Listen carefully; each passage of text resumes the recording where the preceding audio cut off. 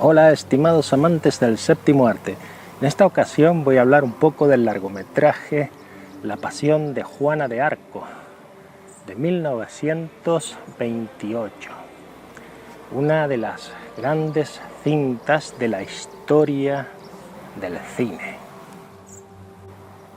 Esta es una cinta muda, dirigida por el director danés Carl Theodor Dreyer. Hubo un descontento inicial en Francia al descubrir que un extranjero iba a dirigir una película sobre un símbolo francés, un icono de su historia, la patrona de Francia, Juana de Arco. Juana de Arco murió en la hoguera en 1431, cuando contaba tan solo con 19 años, salía de la adolescencia. Recordemos que la Juana de Arco histórica comandó ejércitos franceses hasta la victoria. Pero, compañeros, fue juzgada por una especie de inquisición de la Iglesia por escuchar voces, por decir que Dios hablaba con ella y le decía que tenía que echar a los ingleses de Francia. La actriz de teatro Maria Falconetti, también conocida como Renée Falconetti, tenía 35 años cuando rodó esta película y la suya es una de las mejores interpretaciones de la historia del cine. Me gustaría explicar que muchas de las cosas que voy a decir en esta reseña las puede haber leído cualquiera o escuchado, pues este tema se estudia en las academias de cine. Cuando yo comencé a leer revistas y libros sobre el séptimo arte, allá por los años 80, ya podía leer o escuchar hablar de la película La Pasión de Juana de Arco, contando esta serie de cuestiones que yo aquí les explico.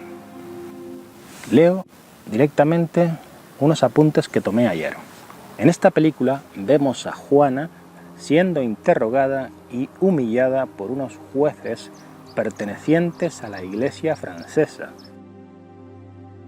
Aquella era una especie de inquisición, que le piden que confiese que es falso, que escuche a Dios y que él le pida que expulsen a los ingleses de Francia.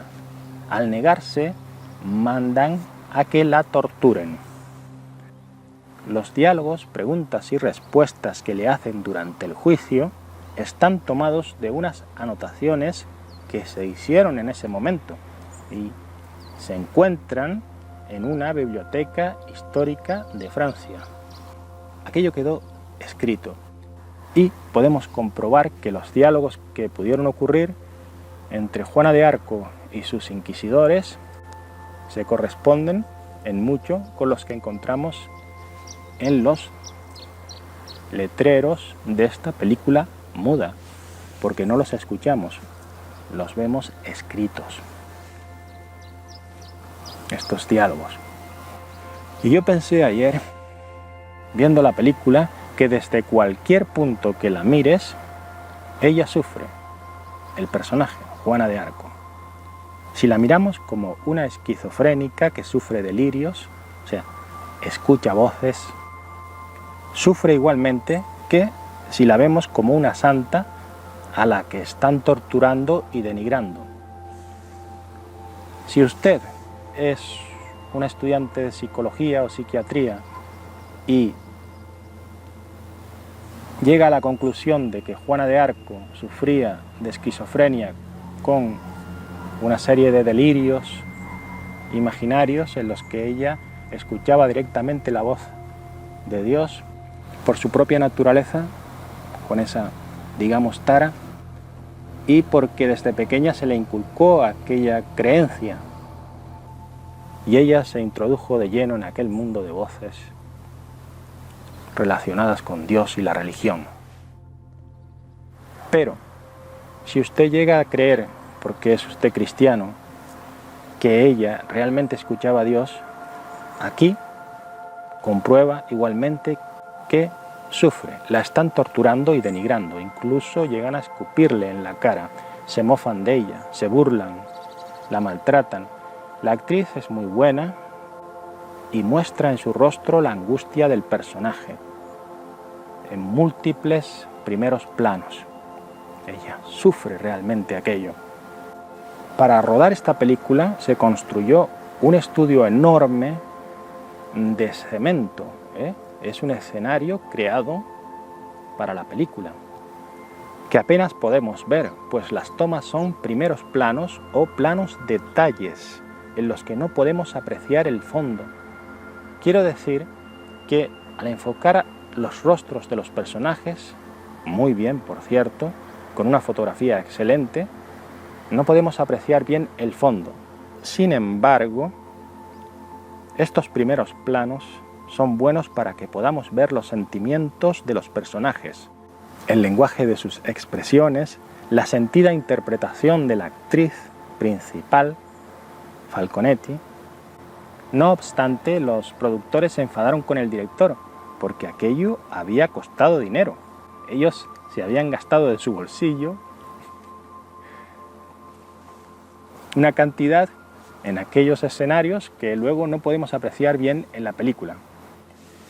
Yo los comprendo un poco, porque sí, los primeros planos son maravillosos y pasaron a la historia del cine, pero también hubiera estado bien algún plano general que nos mostrara aquel sitio en el que se desenvuelve todo.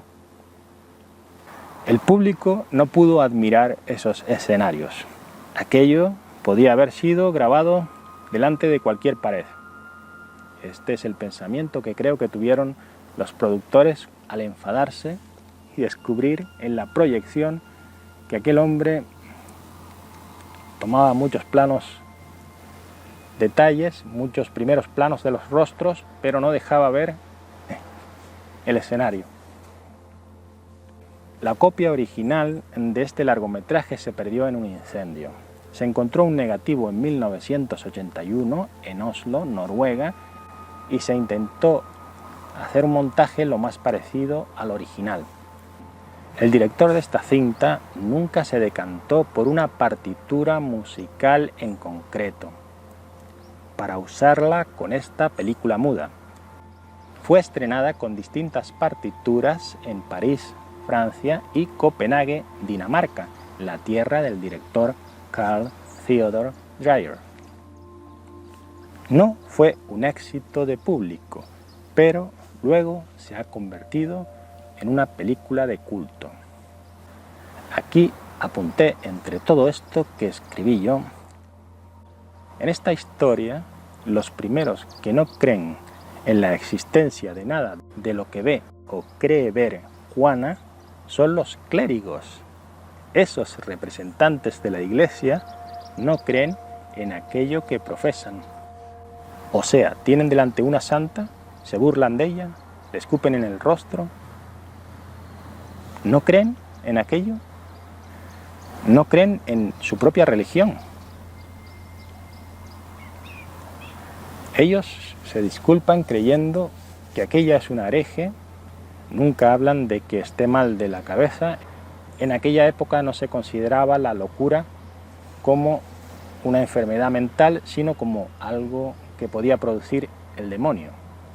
Entonces ellos creen que esa chica habla por voz del diablo.